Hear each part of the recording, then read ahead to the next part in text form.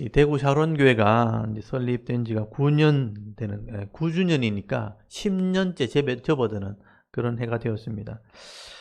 벌써 10년이 지났습니다. 10년이면 이제 강산이 변한다 그러는데, 참 시간은 지나고 나면 참 빠르게 흘러간다, 이런 생각을 하게 됩니다.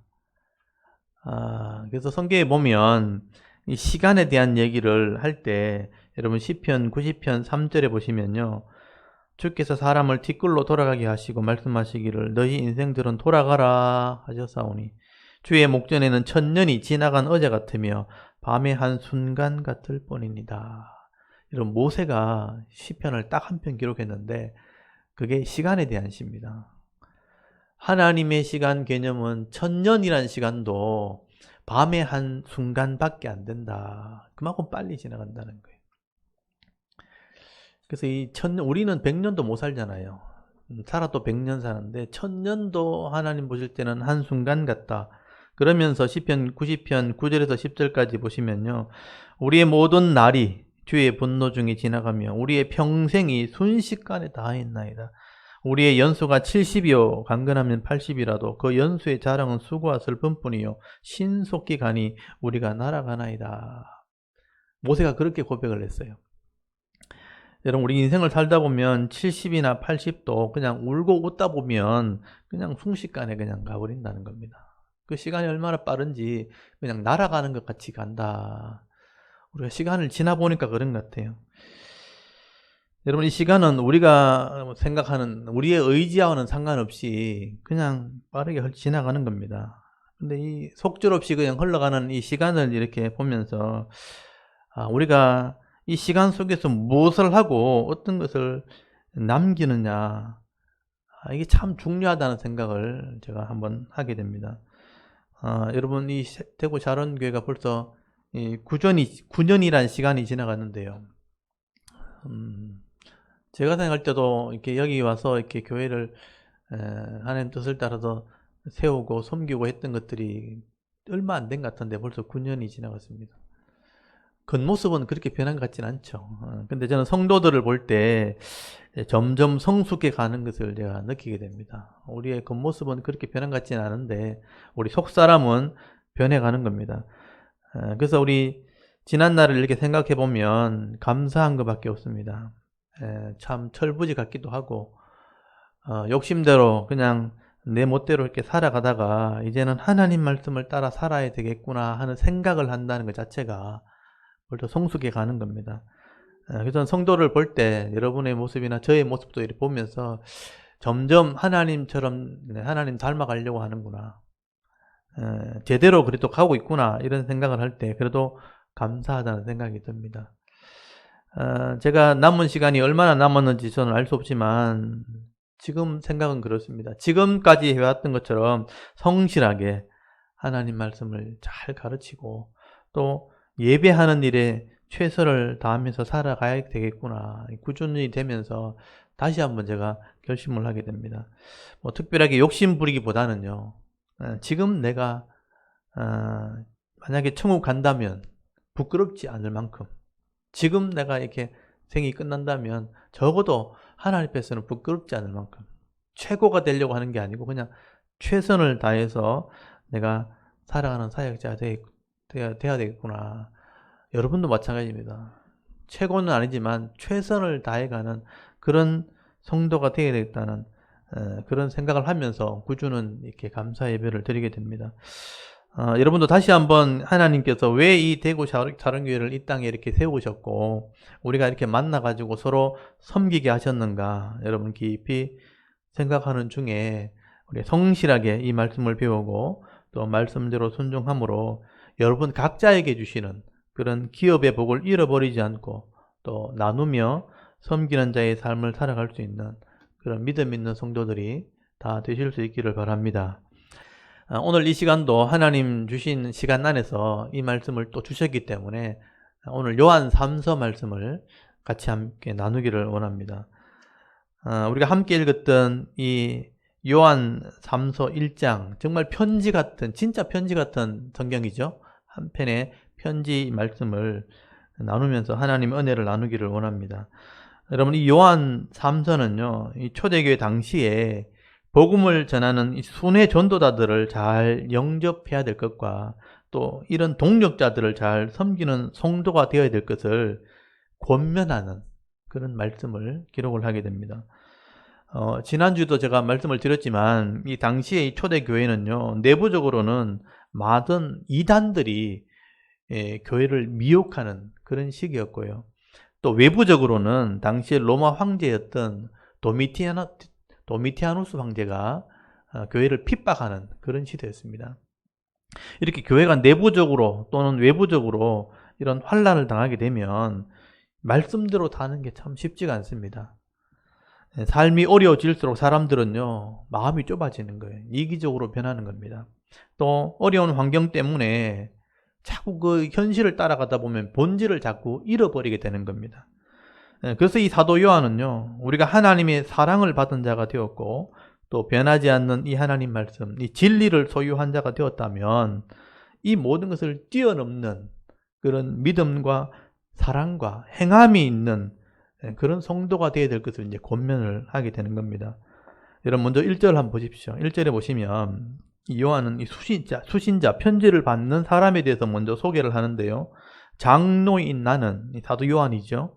사랑하는 가이오, 곧 내가 참으로 사랑하는 자에게 편지하노라. 이렇게 시작을 합니다. 여러분, 여기 내가 사랑하고 또 참으로 사랑하는 가이오라고 되어 있죠. 참으로 사랑한다 이런 표현은 우리나라 말로 이렇게 번역하면 우리가 이 글만 보면 진짜 사랑하는구나 이렇게 느끼잖아요. 근데 에고 아가파오, 그러니까 내가 말한다 아가파오, 내가 사랑한다, 아가파오는 사랑한다거든요. 그 다음에 알레테이아라고 되어 있는데 알레테이아는 진리란 뜻입니다. 진리. 그래서 엔 알레테이아니까 진리 안에서 내가 사랑한다 이런 뜻이에요. 참으로 사랑한다라고 번역을 했지만 사실은 진리 안에서 내가 사랑하는 가이오에게, 진리 안에란 뜻이 뭐냐면 진리가 변하지 않는 뜻이잖아요. 그러니까 말씀 안에서 사랑하는 가이오 이런 의미입니다. 조금 다르죠, 느낌이. 내가 진짜 사랑하는 이런 개념보다는 말씀 안에서 사랑하는 가이오에게 이런 의미입니다. 그래서 번역본을 보면 우리는 참으로라고 되어 있지만 다른 번역본에 보면 제대로 번역한 데가 있어요. 진리 안에서 내가 사랑하는 가이오에게 편지한다. 진리 안에서라는 표현을 요한이 쓰고 있습니다. 요한이 이렇게 편지를 쓰는 걸 보면 다른 편지와 비교해 보면 이게 딱 느껴지는 거죠. 이 가이오가 섬기는 교회를 잘 알고 있다는 거죠. 그리고 가이오가 누구인지도 너무나 잘 알고 있는 그런 관계였다는 것을 알 수 있습니다. 그의 제자였던지 아니면 동력자였다는 겁니다. 아마 가이오는 우리 대구 샤론교회처럼 아주 작은 교회 공동체입니다. 작은 공동체를 섬기는 이런 교회를 사역했던 가이오에게 이 편지를 쓴 거죠. 그래서 요한은 그 어려운 시절에 작은 공동체니까 어렵잖아요. 그 어려운 교회를 섬기는 이 가이오를 생각할 때 참 사랑하는 마음이 생기는 겁니다. 여러분, 이 가이오란 이름의 뜻은 기쁘게 하다 이런 뜻이거든요. 내가 기쁘다 이런 뜻이에요. 그러니까 이 가이오가 섬기는 교회를 생각해 보면은 핍박받는 시대에 작은 교회 공동체인데 이름이 기쁘다잖아요. 그러니까 이 작은 교회를 참 기쁨으로 섬기는 그런 사역자였구나 하는 것을 짐작해 볼 수가 있는 겁니다. 그리고 2절 말씀에 보면 이런 가이오에게 요한이요 축복을 해주는 겁니다. 복을 빌어주는 기도. 축복 기도하는 내용이 2절입니다. 근데 이 축복 기도가 유명해진 기도가 된 거예요.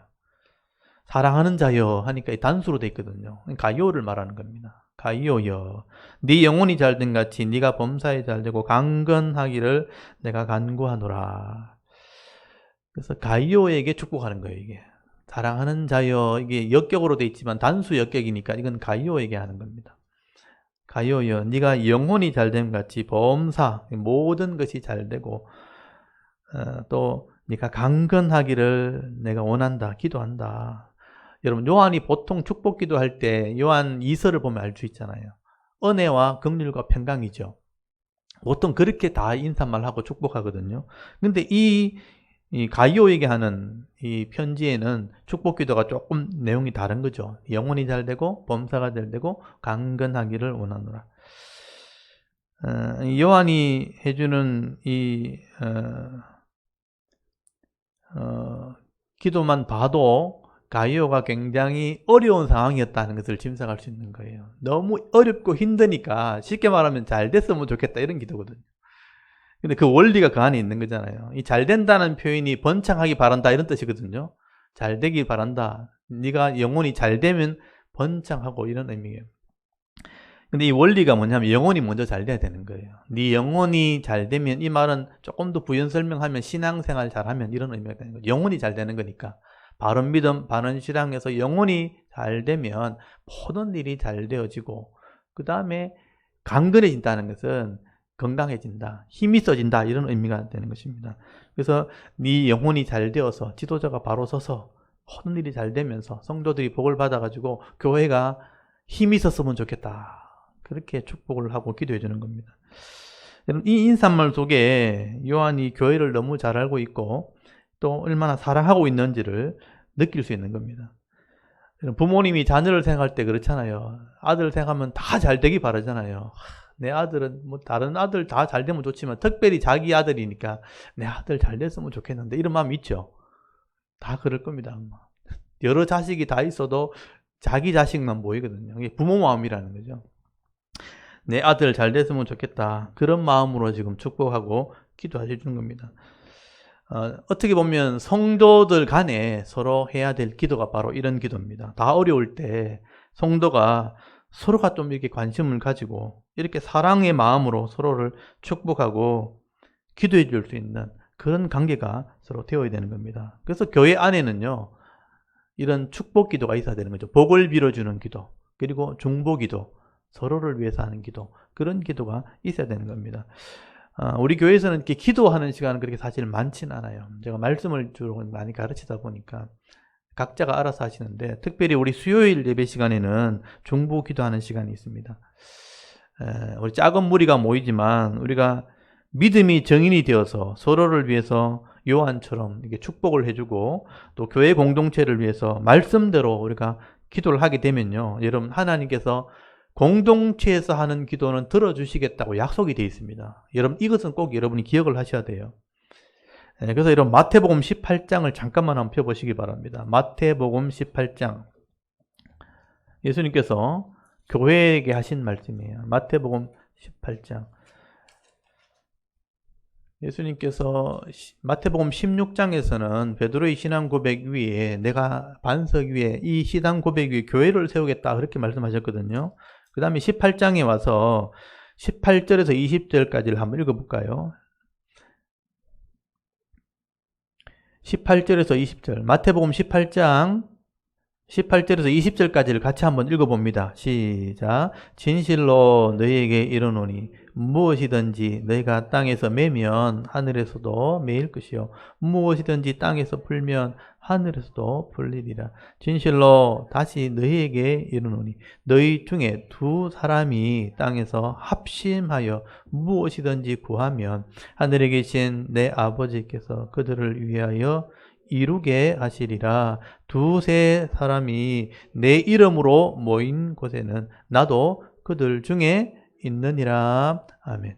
이게 이제 중보 기도의 뜻인데요. 이게 두세 사람이 기도하면, 그러니까 내 이름으로 모여서 함께 기도하면, 이 말은 모두가 인정할 수 있는 이런 공적인 기도 제목을 얘기하는 거예요. 이런 정언으로 내가 정인이 될 수 있을 만큼 공적인 기도를 같이 모여서 합심해서 기도하면 하나님께서 그걸 이루시겠다고 약속하신 것입니다. 이것을 우린 정인의 기도라고 그래요.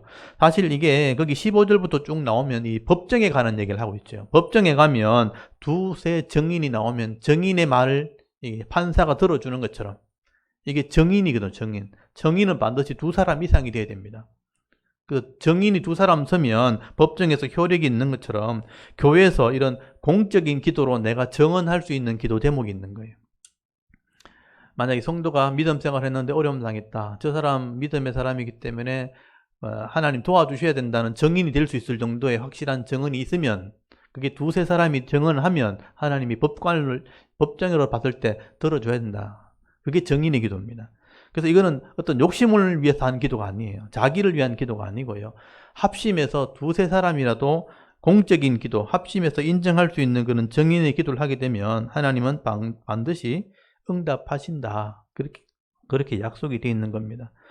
그래서 우리가 이 공동체가 모였을 때는요, 이런 공적인 기도를 해야 되는 거예요. 그래서 그 기도 제목을 함께 나누는 게 중요한 겁니다. 내가 믿음의 사람으로 공동체의 기도 제목을 나누면 예배 시간에, 공예배 시간이니까 이건 정한 시간이거든요. 공예배 시간에 함께 모여서 함께 인정하는 기도 제목으로 정인의 기도를 하게 되면 하나님이 들어주실 수밖에 없는 그게 약속이라는 것이죠. 그래서 우리가 교회에서 이런 기도를 해야 되는 겁니다. 이 교회가 지금 가이오에게 하는 이 요한의 축복 기도는 교회를 향해서 교회에서 하는 거예요. 그래서 내가 교회에 정언하고 교회에 기도한다라고 기록이 되어 있는 것을 보면 요한이 했던 이 기도를 우리가 배워야 되는 겁니다. 그래서 우리 교회에서 모일 때마다 우리 교회 자주 모이는 못하지만 예배 시간에 모이잖아요. 이렇게 모일 때는요, 이런 공동체를 위한 기도를 해야 되는 거죠. 그래서 서로 복을 빌어주는 기도, 축복 기도를 해야 되는 겁니다. 오늘도 우리 성도들이 모였다면 사랑하는 마음으로 요한의 기도로 같이 축복 기도할 수 있는 그런 성도가 되기를 바랍니다.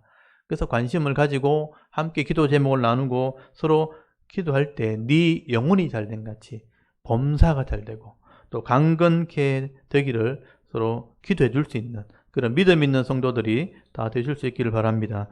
그리고 오늘 이 본문 2절에 보시면요, 요한이 칭찬하면서 격려하는 말씀이 기록되어 있습니다. 성도들이 진리 안에 행한다 하는 소식을 듣고 참 기쁨으로 화답을 하는 겁니다. 여러분, 여기 진리 안에 행한다는 것은 요한 3서에서 얘기하는 것은 말씀대로 동력자를 섬기고 또는 성도들을 섬기는 일을 말하는 겁니다. 여러분, 지난주에 똑같은 말이 나오는데 지난주에 요한 2서에 보면 요한 2서 1장 4절 말씀 보시면요, 너희 자녀들 중에 우리가 아버지께 받은 계명대로 진리대로 행한다는 자를 내가 보니 기쁘다. 여기 요한 2서 1장 4절에 나오는 계명대로 진리를 행하는 자가 내가 기쁘다는 것은요, 그 당시에 이단의 사상을 쫓아가지 않는 걸 말하는 거예요. 그 당시에 유행이나 또는 잘못된 어떤 이단 사상을 따라가지 않고 진리, 변하지 않는 이 하나님 말씀을 따르는 거 보니까 참 기쁘다. 이 요한 2서에는 그렇게 설명했거든요. 근데 오늘 요한 3서의 말씀은 이 진리에 행하는 게 뭐냐면 이 교회 안에 찾아온 순회 전도자들, 나그네들, 동력자들을 이렇게 돕는 일을 말하는 겁니다. 그래서 여러분 5절, 8절에 보시면 그들이 했던 일들을 설명을 하게 되죠. 여러분 5절 한번 보십시오. 사랑하는 자여, 네가 무엇이든지 형제 곧 나그네 된 자들에게, 여기 형제가 나그네 된 자들을 말하는데요, 여기 순회 전도자들입니다. 나그네 된 자들에게 행하는 것은 신실한 일이니 그들이 교회 앞에서 너의 사랑을 증언하였느니라. 네가 하나님께 합당하게 그들을 전송하면 좋으리로다. 그렇게 말씀하죠. 여기 나그네 된 자들, 초대교회 당시에, 그 당시에 다 교회들이 조그마한 교회들인데 어려움 당한 시대니까 사역자가 없는 거예요. 그러면 사역자들이 다니면서 복음을 전하네요. 그걸 순회 전도자라 그래요. 복음 전하는 복음 전도자, 그렇게 얘기하기도 하고요. 그러니까 사역자들이 많지 않으니까 그 숨어 있는 교회들을 찾아다니면서 이제 예배를 드리고 말씀을 가르치는 겁니다. 그래서 그렇게 다니면서 복음을 전하는 자를 순회 전도자들이라 보통 그렇게 말하는데, 이렇게 복음 전하는 자들을 말씀대로 섬기는 것은 그거는 신실한 일이다. 그러니까 신실하단 말이 피스티스, 믿음이란 뜻이거든요. 믿음으로 하는 거다. 믿음 있는 일이다. 그래서 이제 이 요한이 보낸 순회 전도자들을 가이오에 있는 교회가 잘 대접을 한 거예요. 영접을 한 거예요. 그래서 말씀을 듣고 사랑을 대접해서 보냈는데 그 순회 전도자가 요한한테 와서 증언을 했다. 보고하면서 간증을 했다는 거예요. 그래서 그런 얘기를 들을 때 교회가 할 일을 했다. 그렇게 칭찬하는 겁니다. 그건 당연히 교회가 해야 할 일이다. 이 순회 전도자들은 오늘날로 말하면 오지에 있는 이런 작은 교회를 섬기는 사역자들, 또는 흩어져 있는 다른 나라에 가서 복음을 전하는 선교사들, 오늘날로 말하면 그런 분들을 의미하는 겁니다. 지역에 있는 지교회들은 이미 공동체가 세워져 있고 많은 사람들이 모여 있잖아요. 근데 사역자가 많지 않는 어떤 오지라든지 아니면 이방 나라 또 선교지에 가서 복음을 전하는 말씀을 전하는 이런 사역자들이라고 할 수 있는 거죠. 이렇게 그런 오지에 있는 사역자들, 목사님들이나 이런 선교자를 섬기는 것은요, 합당한 것이고 당연히 해야 될 일이라. 왜냐하면요, 이런 교회 사역자들에게 헌신하고 또 복음을 전하는 일을 헌신하는 이런 어떤 사역자들, 이런 일꾼들은 세상에서는 그렇게 큰 도움을 받지를 못합니다.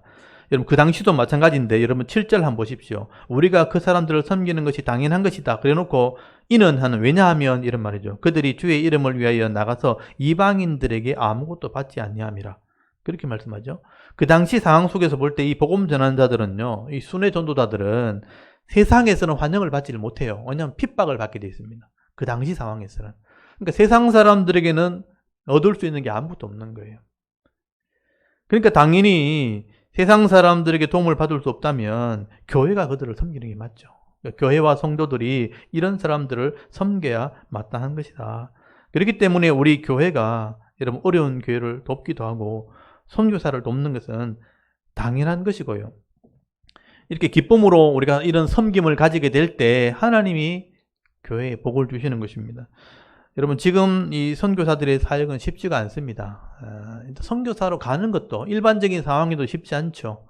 일단 언어의 장벽이 있고 환경이 다르고 또 종교의 특이성이 있을 때는요 굉장히 위험하기도 합니다. 특별히 공산권이나 아니면 이슬람권에 들어가게 되면 생명의 위협을 느끼게 됩니다. 그리고 환경이 다르기 때문에 적응하는 데 굉장히 많은 어려움을 겪게 됩니다. 지금 또 코로나 시국이잖아요. 코로나 시국이니까 우리나라만 어려운 게 아니고 다 어려워지니까 다 이동을 자제하고 상업을 하는 사람이나 어떤 그 상인들이 장사를 못하게 되니까 다 어려워지는 거예요. 지금 당장 교회들도 지금 모이기 쉽지 않잖아요. 그러니까 현지의 교회가 어려워지면 선교사를 돕는 것도 어려워지는 거예요. 그래서 선교비가 이제 끊겨지는 겁니다. 여러분 선교지에서는 이방인에게 도움을 받지 못하기 때문에 우리가 선교하는 교회에서 보내주는 것밖에 없는데 그게 끊어지면요 진짜 죽으라는 거거든요. 그러니까 선교사들이 지금 굉장히 힘든 상황입니다. 이제 코로나 때문에 힘들기도 하고 네, 여러 가지 이제 물질적인 상황도 힘들고 사람이 없으니까 혼자 일을 다 해야 되기 때문에 여러 가지 힘든 점들이 있는 거죠. 그래서 그런 분들이 이제 고국으로 돌아오게 되면 또 우리 교회를 찾아오게 되면 섬기는 것이 당연한 것입니다. 그래서 저는 우리 또 작은 교회지만 선교사들이 찾아온다, 우리 교회를 알고 아니면 저를 알고 찾아오면 저는 절대로 빈손으로 보내지 않습니다. 식사 대접을 해야 하고 예비를 드려야 되고 그렇게 저는 이제 그렇게 선교비가 우리가 이렇게 모여지는 이유는 그런 것 때문에 모여지는 겁니다. 그래서 선교사가 오면 어떤 사람이든 또 사역자가 오면 저는 대접을 합니다. 교회 이름으로 대접을 하고 섬기는 것입니다. 여러분 그렇게 할 때 복을 받게 되는 거예요. 말씀대로 하기 때문에. 그래서 나그네 된 자들에게 행하는 것은 신실한 것이라 이 말씀을 기억해 주십시오. 나그네 된 자들, 이 선교사들에게 행하는 것은 믿음으로 하는 것이다. 신실한 것이라. 그래서 여러분 8절에 보시면 이렇게 해야 될 이유를 써놨습니다. 그러므로 우리가 이 같은 자들을, 이 선교사들을 또는 나그네 된 자들을 영접하는 것이 마땅하니라고 되어 있죠. 이 마땅하다는 말은 빚을 진 자다 이런 뜻이에요. 빚을 갚는 거 당연한 거죠. 빚을 졌으니까. 그게 마땅하다는 의미예요. 또 이 빚을 진 것을 갚는 마음이다. 또는 이게 그렇게 하는 게 덕이 된다, 이익이 된다 이런 의미예요. 선교사들을 돕거나 나그네를 돕는 것은 내한테 덕이 되는 거다. 그러니까 당연히 해야 되는 거다. 이런 의미가 되는 거죠. 마땅히 할 일인다. 이는 왜냐하면 우리로 진리를 위하여 함께 일어난 자가 되게 하려 함이라. 이렇게 하는 것이 그 일에 함께 동참하는 거다. 그 진리를 전하는 일에 우리가 함께 일하는 자가 되기 위함이라. 이 말씀이 굉장히 중요한 말씀이에요. 우리가 이런 전도자들, 이런 주의 일꾼들을 섬기게 되면요, 우리가 여기에 현장에 있지만 그 일에 동참하는 은혜를 누리게 된다는 겁니다. 함께 진리를 전하는 일에 참여하는 겁니다. 그러니까 복도 함께 받는다는 거예요. 그러니까 이게 참 귀한 일이라는 뜻입니다. 근데 이제 사실은 요한이 이 영적인 원리, 이런 섬김의 원리를 기록한 이유는 뭐냐면요.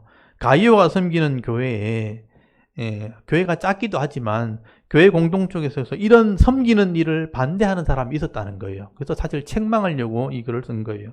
그래서 사도 요한은 한편으로는 이런 칭찬도 했지만 책망하는 마음으로 이 글을 쓰게 됩니다. 그래서 9절부터는 단락이 나눠져 있어요. 이게 책망의 말씀이기 때문에 그렇습니다. 여러분 9절부터 거기 12절까지 보시면 여기 디오드레베라는 어떤 인물이 주동이 되어가지고 이런 순회 전도자들을 박대하는 그런 일을 했다는 것이죠. 근데 책망을 하게 되는데 여러분 9절을 한번 보십시오. 내가 두어자를 교회에 썼으나 그들 중에 어떤 되기를 좋아하는 디오드레베가 우리를 맞아들이지 아니하니 그러므로 내가 가면 그 행한 일을 잊지 아니하리라. 그가 악한 말로 우리를 비방하고도 오히려 부족하여 형제들을 맞아들이지 아니하고 순회 전도자들을 맞아들이지 아니하고 맞아들이고자 하는 자를 검하여 교회에서 내쫓는도다. 이게 책망의 말씀이죠. 여러분 이 가이오가 섬기는 교회에 이런 디오드레베 같은 이런 직분자들이 있었는데 이 직분자가 교회 안에는 어떤 되기를 좋아하는 사람이었다. 이 디오드레베란 뜻은 이 제우스의 양육받은 자 이런 뜻이거든요. 그러니까 제우스의 자녀 이런 의미입니다. 그러니까 이방 신의 자녀라는 이름을 가지고 있는 거 보면 그 당시에 우상을 섬기다가 아마 믿었던 사람인 것 같아요. 이 디오드레베는 교회 안에서 칭찬받기를 좋아하는 그런 교만한 직분자였다는 거예요. 진리를 따르거나 지도자의 말을 순종하기보다는요, 자기 주장하기를 좋아하는 사람이었다는 겁니다. 그래서 오늘 본문에 잘 보시면 이 사도 요한까지 악한 말로 비방을 했고요. 또 요한이 보낸 어떤 순회 전도자들, 이런 형제들을 영접하지 않고 또 영접하는 사람들이 있으면 그들을 검했다. 그리고 교회에서 내쫓았다. 이런 표현을 쓰게 되죠. 이 교회 지도자를 비방하기도 하고 또 전도자를 돕는 자들, 그러니까 말씀대로 순종하는 것을 반대한 거예요. 더 나아가서는 이런 사람들 교회 공동체에서 내쫓았다. 교회에 분열을 일으켰다. 그렇다면 아마 이 교회는요, 이 디오드레베 같은 사람들 때문에 작은 공동체임에도 불구하고 힘들었다는 거예요. 그래서 그 교회 지도자였던 가이오를 생각해 보면 이 가이오 입장에서도 참 힘든 사역을 했다는 것을 알 수가 있습니다. 여러분 진리를 말해도 듣지 않고 지도자의 말에 순종하지 않고 불평을 하면서 교인들 사이에 분란을 일으키고 이런 일을 한다면 사실 지도자 입장에서는 굉장히 힘든 겁니다. 그래서 사도 요한이 인사말 했던 걸 한번 기억해 보십시오. 가이오야, 네가 영혼이 잘 되고 범사가 잘 되고 강건하기를 원한다고 했던 기도가 왜 이렇게 했는지 알게 되는 거예요. 굉장히 힘든 사역을 했다는 것을 알 수가 있는 겁니다. 근데 우리가 그때도 이런 사람이 있었다면 오늘 교회도 마찬가지입니다. 이런 사람들이 분명히 있다는 겁니다. 그래서 요한은 이런 사람들이 왜 이럴 수밖에 없는지를 지금 설명을 하게 되는 거죠. 여러분 이 원리를 잘 보십시오. 11절에 보시면요. 사랑하는 자여 악한 것을 본받지 말고 선한 것을 본받으라. 선을 행하는 자는 하나님께 속하고 악을 행하는 자는 하나님을 배웁지 못하였느니라 라고 지금 설명을 하고 있죠. 여러분 교회에서 악을 행하는 자들은 하나님을 배웁지 못했다. 이 배웁지 못했다는 게 뭐냐면요. 보지 못했다는 거잖아요. 보지 못했다는 것의 근본 원리는 뭐냐면 알지 못한다는 거예요. 안 봤으니까 모른다는 거예요. 그러니까 이 하나님을 잘 모르는 사람이라 한마디로 말하면 하나님을 믿는 믿음이 없는 사람이었다는 겁니다. 그래서 이제 악할 수밖에 없는 거예요. 악한 생각을 하고 악한 말을 하고 악한 행동을 할 수밖에 없는 거죠. 이것은 어떤 재론의 여지가 없는 겁니다. 분명한 사실이죠. 교회마다 이런 사람이 있으면 이 사람들은 하나님을 모르는 사람이구나 라고 생각을 하는 게 맞다는 겁니다. 만약에 이런 사람이 하나님을 아는 사람이었다면요, 이렇게 주장하지 않았을 거예요. 만약 하나님이 아는 사람이 만약에 서로 관계가 안 맞다 그러면 다투는 것보다는 사랑을 선택하는 게 맞는 거죠. 하나님을 아는 사람이라면 그렇게 한다는 거예요. 만약에 서로 생각이 맞지 않고 서로 안 맞다, 악한 말로 비방하고 대적하기보다는 그냥 질문을 했을 거예요. 안 맞으면, 뭐가 좀 틀어졌다, 안 맞다 이러면 질문을 해야 되는 겁니다. 그리고 뭔가 방법을 찾았을 거예요. 이 문제를 해결하려고, 하나님의 뜻을 이루려고. 만약에 그것도 안 됐다면 기도했을 겁니다. 그게 하나님을 아는 사람들의 행동이죠. 근데 그렇게 하지 않고 분열시키고 그 사람을 내어 쫓았다? 그것은 하나님을 알지 못하는 자였다는 것을 우리가 알 수가 있는 것이죠. 여러분, 교회에 모이는 사람들이 다 천사가 아니죠. 다 완벽한 사람이 아닙니다. 그래서 이런 하나님을 알지 못함으로 이런 문제를 일으킨 사람이 분명히 있다는 것도 여러분 알고 있어야 돼요. 이게 지식이라는 거예요. 근데 이런 사람이 변화되어지는 것이 교회입니다. 이게 나쁘다는 게 아니고요. 이런 사람이 있다는 것을 아셔야 돼요. 대부분 교회 중간에 오시는 분들은 교회 가면 다 잘할 줄 아는 거죠. 그렇지 않다는 걸 아셔야 돼요. 그게 본질이죠. 근데 그런 사람이 변화되어지는 것이 교회입니다. 그래서 그걸 우리가 잘 아셔야 되죠. 그래서 중요한 게 뭐냐 하면요. 만약에 이런 교회를 문제를 일으키고 악한 사람이 있다. 그러면 그 사람 지적해가지고 쫓아내야지. 그게 아니라는 거예요. 쫓아낸다고 교회 문제가 해결되는 게 아니에요. 그런 사람이 변화되는 게 중요한 겁니다. 요한이 지금 그것을 얘기하고 있는 것이죠. 여러분, 이렇게 교회를 문제를 일으키는 악한 사람들은요, 쫓아낸다고 해서 절대로 교회 안 나갑니다. 그 사람이 쫓아내면 쫓아냈지 절대로 안 나갑니다. 그래서 요한은요, 교회 안에 이런 사람이 있다면 그럼 어떻게 해야 되는가? 그냥 가만히 두어라 이렇게 얘기합니다. 이런 사람을 본받지 말라 이런 표현을 쓰고 있죠. 여기 본문에는 보시면요, 잘 보십시오. 제가 이 원리를 설명하는 겁니다. 제가 이해하고 성경이 얘기하는 원리가 뭐냐? 그게 뭐냐? 거기 11절 사랑하는 자여 악한 것을 본받지 말고 선한 것을 본받으라 이렇게 돼 있죠. 근데 요 안에 포함된 게 뭐냐면 가만히 두어라고 포함되어 있는 거예요. 예수님께서 그런 말씀하셨죠. 교회 안에는 알곡도 있고 가라지도 있다 그러셨죠. 여러분 기억납니까? 마태복음 13장이에요. 여러분 마태복음 13장 한번 펴보십시오. 네, 다시 제가 말씀드릴게요. 마태복음 13장 24절 말씀만 보십시오. 예수께서 그들 앞에 또 비유를 들어 이르시되 천국은 좋은 씨를 제밭에 뿌린 사람과 같다고 돼 있죠. 그래서 원수가 와서 곡식 가운데 가라지를 더 뿌렸다. 곡식도 있는데 가라지도 있죠. 근데 사람들이 보고요, 우리가 저거 뽑아버릴까요? 그렇게 말한 거죠. 그래서 거기 28절 한번 보십시오. 주인이 이르되 원수가 이렇게 하였구나. 종들이 말하되 그러면 우리가 가서 이것을 뽑기를 원하시나이까 그랬죠. 그래서 교회를 당장 문제를 일으키는 사람 봤어요. 그러면 제가 잘라버릴까요? 이렇게 했단 말이에요. 그냥 두라. 그렇죠. 29절에 주인이 이르되 가만두라. 가라지를 뽑다가 곡식까지 뽑을까 염려하노라. 둘 다 주수 때까지 함께 자라게 두라. 주수 때 내가 하나님이죠. 주수꾼들에게 말하기를 가라지는 먼저 거두어 불사르게 단에 묻고 곡식은 모아 곡간에 넣으라 하리라. 이렇게 말씀하시죠. 핵심이 뭐예요? 우리가 하는 게 아니죠. 가만두어라 이렇게 말이 되어 있잖아요. 이걸 좀 제가 연결하면 지금 요한이 똑같은 얘기를 하고 있죠. 여기 디오드레베 같은 사람이 있을 때 악한 것은 본받지 않으면 된다라고 말할 때 그러면 그냥 두어라 이런 의미가 되는 거예요. 가라지는 그냥 두면 하나님께서 알아서 가려내시는 겁니다. 그러니까 우리가 그렇게 판단할 문제가 아니라.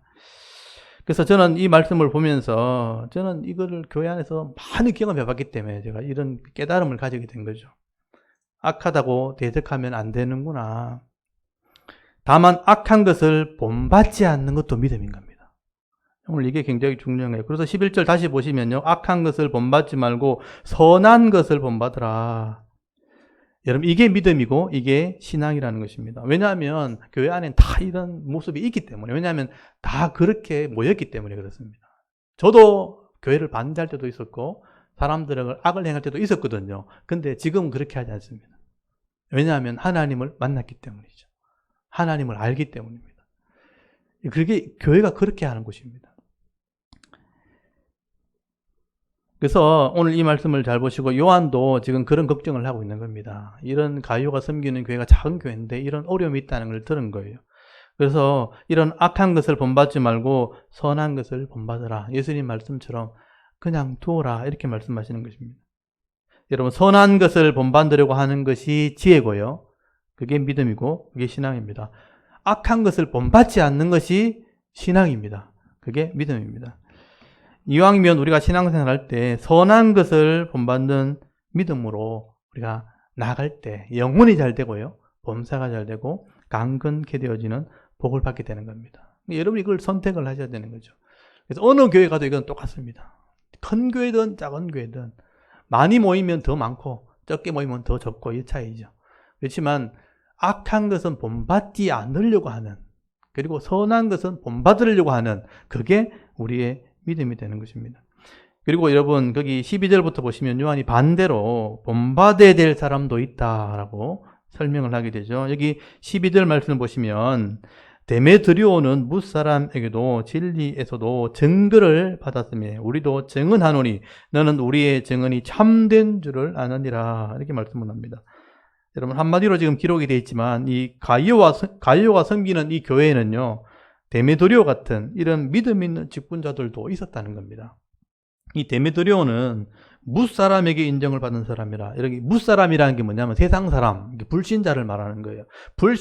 불신자들에게도 인정받은 사람이라 잘 한다는 겁니다. 세상 사람에게도 인정을 받았고 진리에도라는 말은 변하지 않는 말씀을 의미하죠. 말씀에도 인정을 받을 수 있는, 그래서 말씀에도 증거가 있을 만큼 하나님께도 인정받는 그런 신실한 사람이었다 하는 것을 말씀을 하게 되죠. 여러분 교회는 이렇게 완전한 사람은 아무도 없습니다. 다 부족한 사람들인데 얼마나 더 많이 깨닫고 더 많이 순종할 수 있느냐가 더 중요한 거예요. 완전하진 않는데 많이 아는 만큼 또 많이 순종하게 되는 겁니다. 그러니까 많이 깨닫고 하나님 말씀을 더 깊이 깨달은 만큼 순종하는 거, 그게 중요한 것이죠. 여러분 하나님 말씀을 더 많이 깨달은 사람, 더 큰 은혜를 받은 사람이 결국은 먼저 섬기는 겁니다. 먼저 참게 되어 있고요. 먼저 사랑할 수가 있는 겁니다. 이 데메드리오 같은 사람은요, 디오드레베 같은 이 교만한 사람이 있는 그런 교회에서도 안 나갔잖아요. 그죠? 믿음으로 섬겼잖아요. 사람들에게도 인정을 받고 하나님께도 인정을 받을 수 있는 그런 사람이 되었다는 것은 이 데메드리오는요, 사람 보고 신앙생활 한 게 아니라는 거예요. 말씀대로 신앙생활 한 사람이라는 것을 알 수가 있는 겁니다. 그래서 데메드리오 같은 사람이 선한 사람이죠. 이런 사람들을 신앙을 본받으라. 결국 이 교회는요, 말씀대로 섬긴 자가 결국은 높임을 받게 되는 겁니다. 예수님께서 늘 말씀하셨잖아요. 제자들이 12명이 따라다니는데 예수님이 십자가에 죽으시기 전에 사람들이 했잖아요. 내가 오른쪽에 설 거다. 내가 왼쪽에 설 거다. 또 누가 더 큰 자냐. 서로 막 제자들이 다퉜거든요. 예수님이 그거 보시면서 제자들을 불러놓고 누구든지 크고자 하는 자는 섬긴 자가 되고 어뜸이 되고자 하는 자는 종이 되어야 하리라. 그렇게 말씀했잖아요. 그래서 섬기는 자 또는 종이 되어야 된다. 여러분 이 말씀을 깨닫고 이해한 사람이 이걸 할 수 있는 거예요. 이해 못하면 못합니다. 이 말씀이 무슨 의미인지를 알고 깨닫는 사람은요, 이런 말씀을 행하게 되는 거죠. 자기 소유를 가지고 다른 사람을 섬기게 되는 겁니다. 그래서 저는 교회는요, 하나님의 나라는 결국은 깨닫고 섬기는 사람이 존경을 받게 됩니다. 높임을 받게 되어지는 겁니다. 근데 깨닫지 못하는 사람들은 내 안에 욕심이 있을 때는 절대로 이렇게 할 수도 없고 스스로 낮아질 수가 없는 겁니다. 그래서 결국은요, 하나님께 버림받게 되어지고 사람들에게도 부끄러움을 당하게 되는 겁니다. 여러분 오늘도 우리가 이 하나님의 사랑을 알고 또 하나님의 말씀을 깨닫고 하나님의 자녀가 되었다면, 이 진리의 말씀을 우리가 깨닫는 사람이 되었다면 이 땅에 있는 동안 이 교회의 일꾼들도 우리가 섬길 줄 알고요. 또 함께 믿음 생활하는 이 성도들도 우리가 잘 섬기게 되어질 때 사람들에게도 존경을 받고 또 하나님에게도 또 말씀에게도 인정을 받는, 하나님께 인정을 받을 수 있는 그런 보석 같은 성도들이 다 되실 수 있길 바랍니다. 여러분 성도가 잘 섬기는 것을 하나님은 보석으로 표현해요. 여러분 보석에도 여러 종류가 있잖아요. 여러분 보석을 많이 가지고 계십니까? 파란색 보석도 있어요. 빨간색 보석도 있습니다. 빨간색 보석의 대표가 뭔지 아세요? 루비라고 아세요? 그 나이 때는 잘 몰라요 아직. 그러면 파란색 보석은 뭔지 아십니까? 대표가 잘 모르죠. 사파이어라고 있어요. 노란색 보석이 뭔지 아세요? 호박이라고 하세요. 그보다 더 노란 거는 황금입니다. 황금. 금은 아는군요. 하얀색으로 찬란하게 빛나는 보석 중에 최고가 뭔지 아십니까? 다이아몬드입니다. 근데 이 각각의 특징으로 아름다움이 다 있는데 성도들이 바로 그런 거예요. 다 다른데 다 가치가 있고 보석이 있는 거죠. 그래서 요한계시록에 보면 교회의 기초석이 12보석으로 돼 있어요. 사도들의 이름이 기록되어 있는 12개의 보석인데 그게 각각 성향이 다른 아름다움이 있다는 거예요. 저는 이제 성도들이 다 다른데 다 저마다의 아름다움이 다 있는 거예요. 그래서 보석같이 빛나는 사람이 되어야 된다고 생각을 합니다. 그래서 이 보석같이 빛나는 존재라는 게 구약에서부터 나오는 말이에요. 이스라엘 백성을 보고 하나님 보석이라 그랬거든요. 신약의 성도를 보석이라 그랬단 말이에요. 그러니까 하나님 앞에 갔을 때 여러분 저마다의 아름다움이 다 빛나기를 바랍니다. 보석같이 쓰임받는, 저는 샤론교회 성도들이 그런 보석같은, 많지 않지만 많지 않으니까 귀한 거잖아요. 그래서 다 보석같이 그렇게 빛나는 성도들이 되었으면 좋겠습니다. 여러분, 오늘 이 사도 요한은 작은 교회를 섬기는 가이오에게 지금 위로와 격려의 편지를 하고 있는 겁니다. 이렇게 문제가 많고 어려운 교회지만 하나님 말씀의 원리를 따라 동력자를 잘 섬기고 성도를 섬기는 교회가 되면 영혼이 잘 되고 범사가 잘 되고 강건케 되어지는 그런 복이 있게 될 것이라 그렇게 말씀을 하는 겁니다. 오늘도 여러분 이 말씀을 마음에 잘 새기시고요. 이 말씀의 교훈을 따라서 내게 주시는 것을 가지고 교회를 잘 섬기고 성도를 섬기고 또 내가 만나는 세상 사람들을 우리가 섬기며 나아갈 때 여러분의 영혼이 잘 되고 범사가 잘 되고 강건케 되어져서 더 많은 사람들에게 남은 생애 동안 은혜를 이렇게 다 나눠주면서 그렇게 살아갈 수 있는 저와 여러분의 이런 영적인 삶의 모습이 되실 수 있기를 주의 이름으로 축원합니다. 아멘. 잠깐 기도드리겠습니다. 하나님 참 감사합니다. 저들을 생명을 주셔서 살아있게 하시고